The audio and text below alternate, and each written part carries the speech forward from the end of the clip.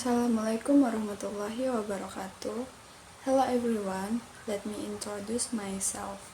My name is Desi Lawati, NPM 244121010, AKT 24 A class accounting study program. Here, I will explain material regarding economic principles. What is meant by economics?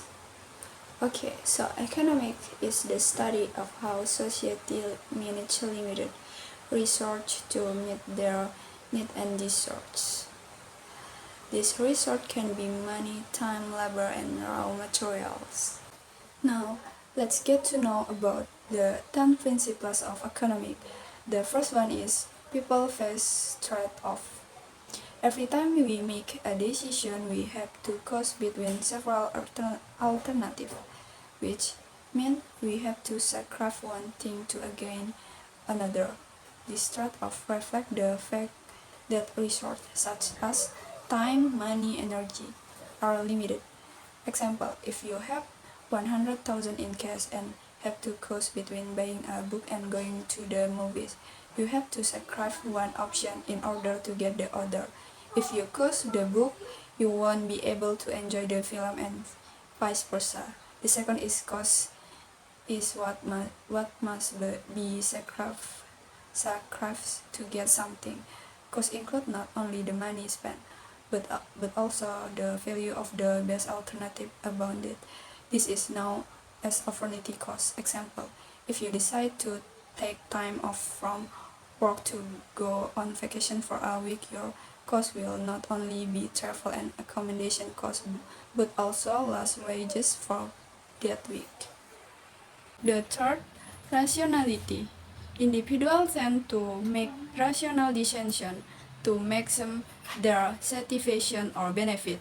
This means that people will consider all available information and choose the option that provide the best outcome. Example, a consumer who wants to buy a laptop will compare different brands and models based on price, specification, and review before making a purchase decision. The fourth, incentives. Incentives are factors that motivate individuals to act. Incentive can be positive reward or negative punishment.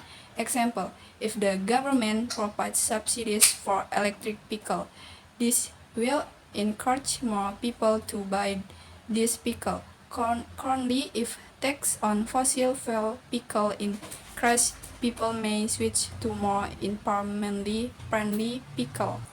The fifth, trade can make everyone better off. Trade allows individuals and countries to engage in the production of goods and services that they are good at. By trading, all parties can obtain more and more varied goods and services.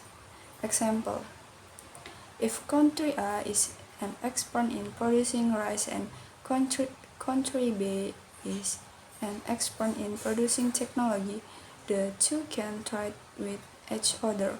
Country A can export rice and import technology so that both countries benefit from each other specialization. The sixth, markets are a good way to organize economic activity. In many cases, free market can allocate resources efficiently through supply and demand mechanisms.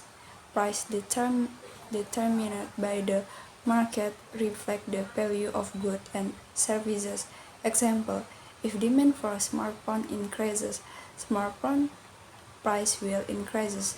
This encourages manufacturers to increase smartphone production to meet this demand. The seventh, the government can influence market outcome. Sometimes markets do not function well, as in cases of market failure. In this situation, the government can intervene to correct the problem. Example, if a company pollutes a river, the government can impose regulation to reduce emission and protect the environment. This help maintain a balance between economic growth and environmental sustainability. The standard of living depends on the ability to produce goods and services. Productivity is the key to improving living standards. Countries that are able to produce more goods and services with the same resources tend to have higher per capita income. Example: countries that adopt modern agricultural technologies such as efficient irrigation and fertilization can increase crop yield. This contributes to increasing farmers' income and ultimately the living standard of people in the country. The nine price rise when the government the nine price rise the the nine price rise when the government prints too much money. Inflation occurs when the amount of money circulating in the economy increases faster than the amount of goods and services available. This can reduce the purchasing power of money. Example: if the government print money to finance infrastructure projects. The last, in economic principles, in the long run, there is a trade-off between inflation and unemployment. In the short run, there is an inverse relationship between inflation and unemployment, known as the Phillips curve. When inflation is high, unemployment tends to be low, and vice versa. However, in the long term, this relationship does not always hold.